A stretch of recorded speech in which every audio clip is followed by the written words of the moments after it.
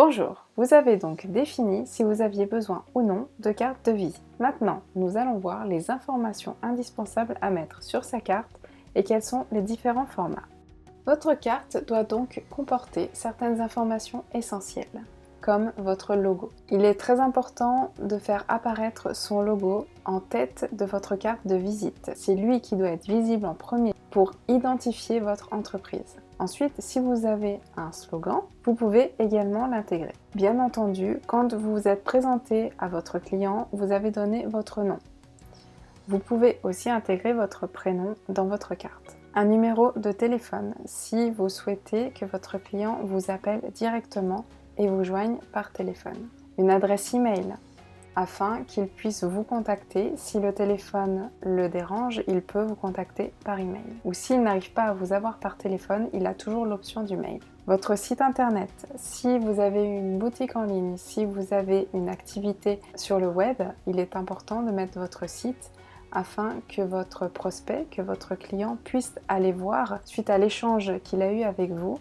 Il va être sans doute curieux d'aller voir votre site internet et voir ce que vous proposez comme offre. Également les icônes de réseaux sociaux.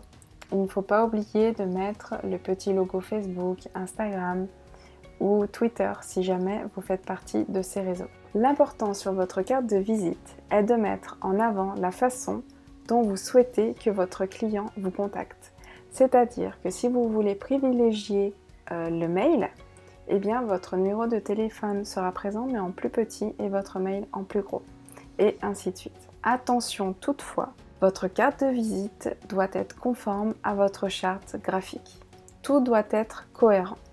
Votre logo, votre carte de visite, votre site internet, vos réseaux sociaux doivent comporter la même charte. C'est très important pour que votre client, quand il va aller sur votre site internet, se trouve bien au bon endroit. Il va être rassuré. Si votre carte de visite est dans les tons de rosé et que votre site internet est dans les tons de noir, là votre client va être perdu et il ne va pas aller au bout de sa démarche. Vous pouvez choisir plusieurs formats. Nous allons faire un tour d'horizon de ce qui existe et des plus courants. Vous avez le format standard, la carte de visite 85 par 54 mm. Ensuite, vous avez le format carré, 55 par 55 ou parfois 60 par 60. On parle toujours en millimètres. Ensuite, vous avez des cartes de visite qui sont rondes. Tout va dépendre de votre secteur d'activité. Elles sont rares, mais elles existent. Une fois le format défini, vous avez le choix entre une carte de visite en recto, donc une seule face, ou bien en recto verso.